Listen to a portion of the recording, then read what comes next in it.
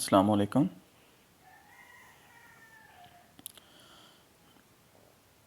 आज हमने digestive system के बारे में पहला लेक्चर स्टार्ट करने जा रहा हूँ मैं। तो जैसे कि मैंने पहले सारा कुछ चीज़ें बताई थी आपको कि हम इसमें क्या क्या चीज़ें कवर करेंगे। नंबर 1 तो हम इसकी डेफिनेशन करेंगे, उसके बाद जो जो कंटेंट्स हैं, जो जो सिस्टम्स में ही पार्ट्स हिस्सा ले रहे हैं वो, और साथ में एडिशनली हम एम्ब्रियोलॉजी को डिस्कस करेंगे और उसके एनाटॉमी, फिजियोलॉजी और फार्माकोलॉजी। फर्स्ट ऑफ ऑल आपको ये बताते चलें कि डाइजेस्टिव सिस्टम होता क्या है। डाइजेस्टिव सिस्टम इज़ बेसिकली जो है वो एक ट्रैक होता है, एक रास्ता होता है जो कि हमारे स्टार्ट फ्रॉम द माउथ, मुंह से स्टार्ट होता है और अनस तक जाता है, और उसमें मुख्तलिफ ऑर्गन्स भी पार्ट लेते हैं। आमतौर पर हम इसको एलिमेंट्री कनाल के नाम से भी जानते हैं, और इसका मेन पर्पस जो है वो है digestion of food. Basically digestion जो है वो breakdown of large food particles into the small particles, और फिर जब ये उसको कन्वर्ट कर देते हैं तो फिर उसे बॉडी में शामिल कर लिया जाता है, इसेमिलेट्स इनटू द बॉडी।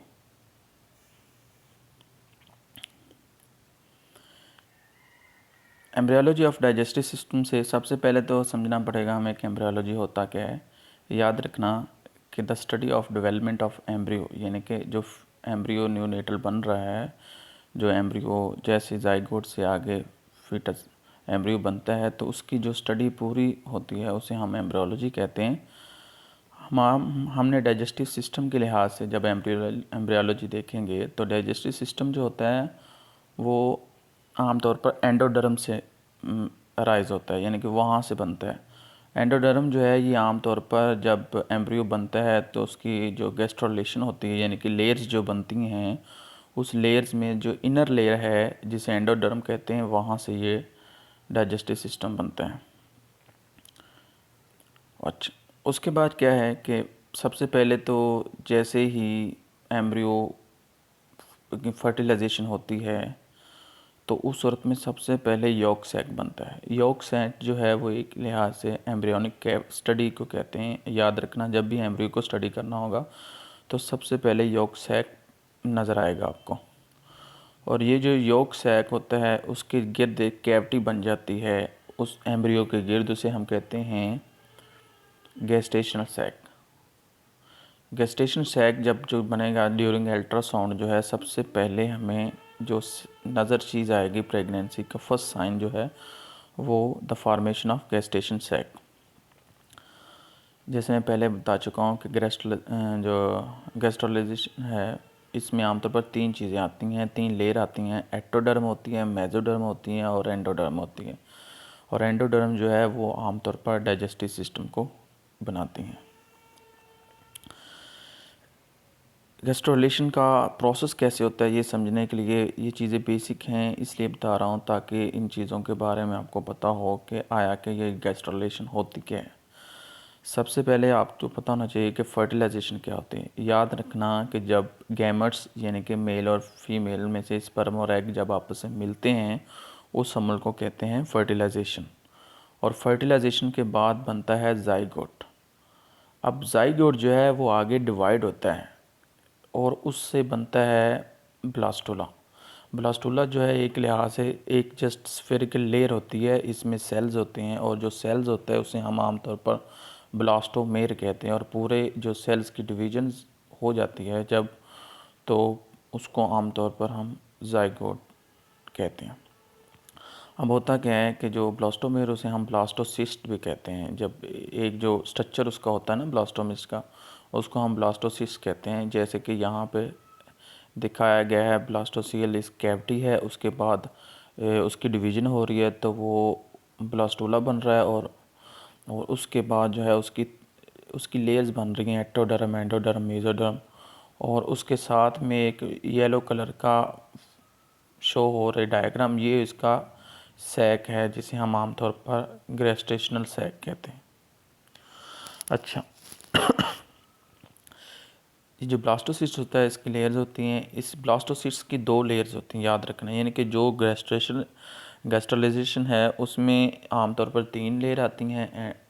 सबसे पहले एक्टोडर्म, एक्टोडर्म आउटर साइड पे आती है, उसके बाद मिडल में आती है मेसोडर्म, और उसके बाद दरमियान में आती है एंडोडर्म। अच्छा, उसके बाद एम्ब्रियो जो है, याद रखना कि जो ब्लास्टोसिस्ट है उसकी 2 लेयर्स होती हैं, एक इनर लेयर होती है और एक उसकी आउटर लेयर होती है। इनर लेयर से मुराद मिसाल के तौर पर यहाँ पे अगर ब्लास्टोसिस्ट बन रहा है तो इसके अंदर लेयर्स हैं। याद रखना ये जो इनर लेयर होगी ये आमतौर पर एम्ब्रियो बनाती है, और जो आउटर लेयर है वो आमतौर पर इसका यॉक सैक यानी कि प्लेसेंटा बाद में बनाती है। पहले तो यॉक सैक ड्यूरिंग जब प्लेसेंटा नहीं होता तो उस वक्त जो उसकी ग़िज़ाई जो ज़रूरियात हैं वो थ्रू जाती हैं यॉक सैक। जब प्लेसेंटा बन जाता है, और प्लेसेंटा याद रखना कि मैंने ये चीज़ बताई कि जो आउटर वॉल होती है इसकी ब्लास्टोसिस्ट की उससे बनता है, जबकि इनर वॉल जो है वो एम्ब्रियो को बनाती हैं।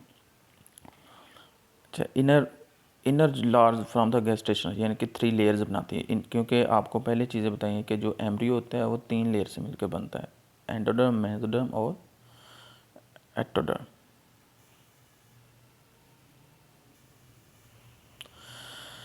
अच्छा, इनमें 3 चीज़ें point to know remember that कि 3 लेयर्स होती हैं, वो डिफरेंट ऑर्गन बनाते हैं। याद रखना एक्टोडर्म जो है जो आउटर लेयर होती है उससे बनता है नर्वस सिस्टम, और एपिडर्मस बनती है, स्किन बनती है जो एक्टोडर्म होता है।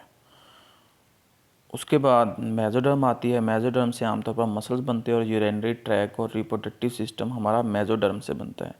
उसके बाद एंडोडर्म में आपको बताया ये एपिथेलियम बनाती है और साथ में डाइजेस्टिव सिस्टम को प्रमोट करती है, उसको बढ़ाती है।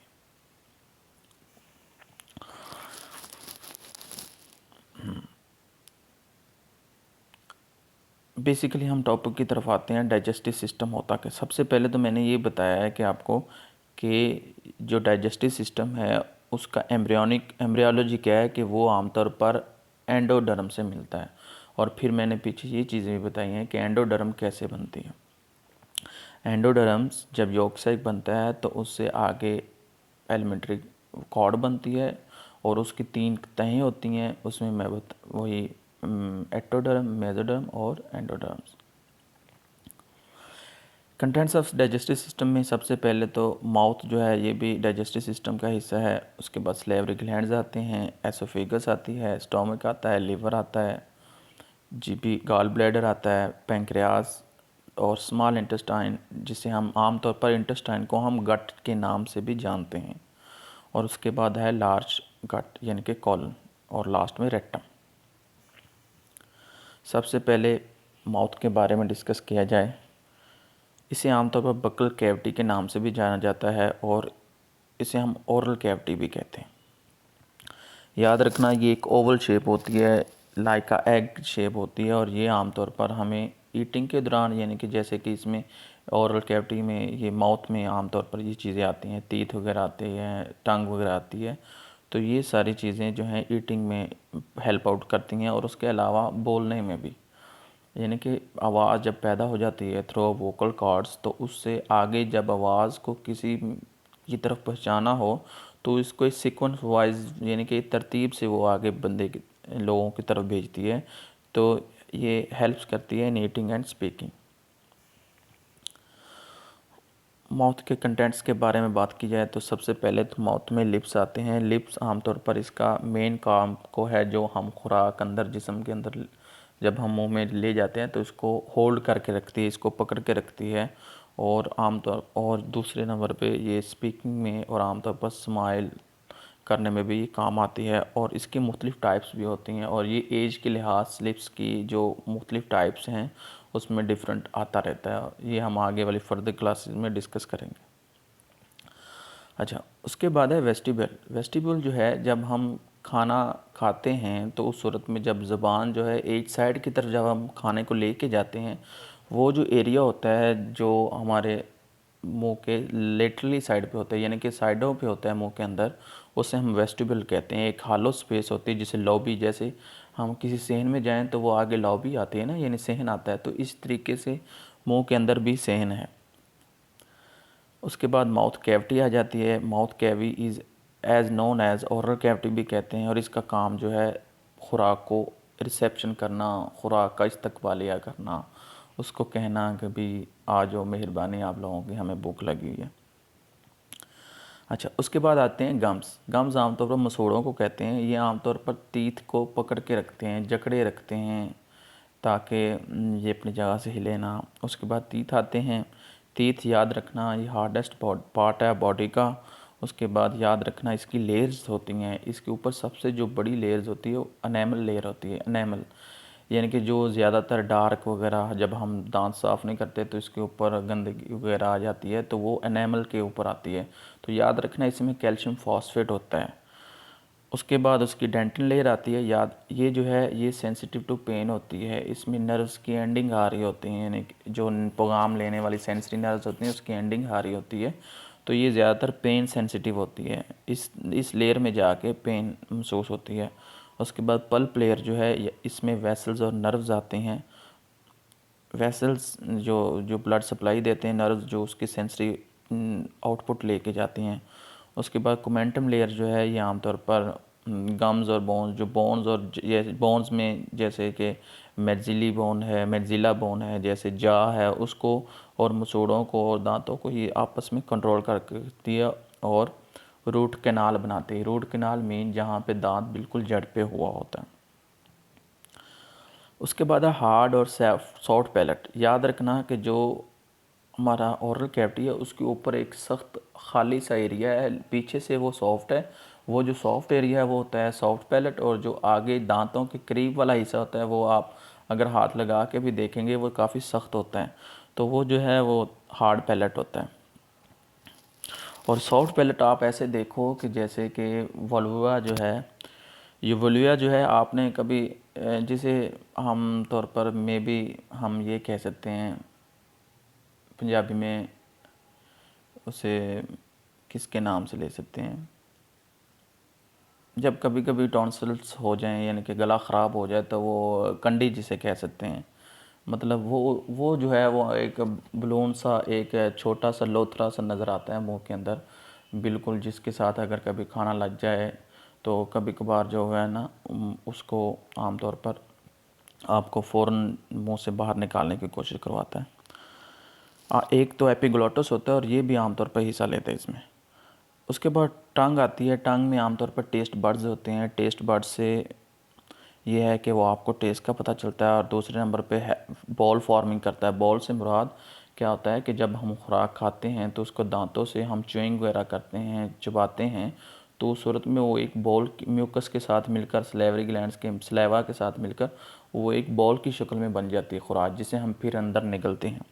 तो बॉल फॉर्मिंग होती है। और दूसरे नंबर पर याद रखना कि समटाइम्स जो है टंग जो है, जो ज़ुबान होती है, वो लोगों की हेल्थ के बारे में बताती है। जैसे कि मिसाल के तौर पर आम तौर पर तो इसका जो रंग है वो रेड पिंक होता है, लेकिन कभी कभार वो काफ़ी डार्क हो जाती है। वो डार्कनेस इस वजह से होती है क्योंकि बहुत फोलिक एसिड की कमी हो जाती है, और उसकी सूरत में डायबिटीज़ भी कभी कभार होती है। जिन लोगों को डायबिटीज़ होती है या फोलिक एसिड की कमी होती है तो उस सूरत में उनकी जो स्किन है, जो टंग की जो शेप कलर है वो आपको ब्लैक नज़र आता है।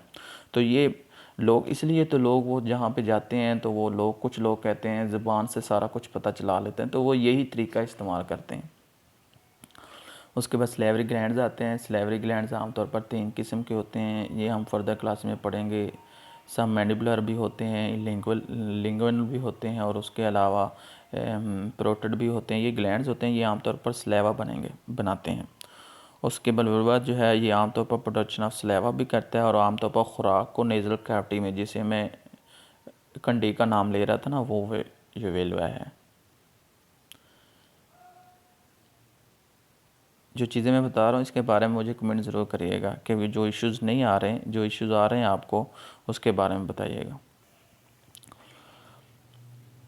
चलें, माउथ के बाद हम डिस्कस करते हैं एसोफिगस का। याद रखना कि ओरल कैविटी के बाद जो स्टार्टिंग पॉइंट है वो होता है एसोफिगस। और ये एसोफिगस भी आम तौर पर मेसोडर्म जब जब एंडोडर्म ऊपर को जाती है, ऊपर वाला जो हिस्सा होता है, याद रखना कि जो एलिमेंट्री कनाल होती है हम इसको पार्ट्स में डिवाइड किया हुआ है। जो ऊपर वाला एरिया है जिसमें एसोफिगस आती है उसे हम कहते हैं फोरगेट। फोरगेट से मुराद होता है ऊपर वाला यानी एसोफिगस वाला एरिया। उसके बाद जो एलिमेंट्री कनाल का मिडल पार्ट है जिसमें स्टोमक भी आता है और साथ में स्मॉल इंटेस्टाइन आती है, इसे हम आमतौर पर मिड गट कहते हैं, यानी कि दरमियान वाला एरिया। गट से मुराद इंटेस्टाइन वो पूरी एलिमेंट्री कनाल है। उसके अलावा हाइंड गट आती है जिसमें कॉलन। याद रखना कि जो बड़ी आंत है जिसे हम लार्ज इंटेस्टाइन कहते हैं, इसे हम कॉलन भी कहते हैं। अगर कॉलन आ जाए तो there is no hesitation about large intestine.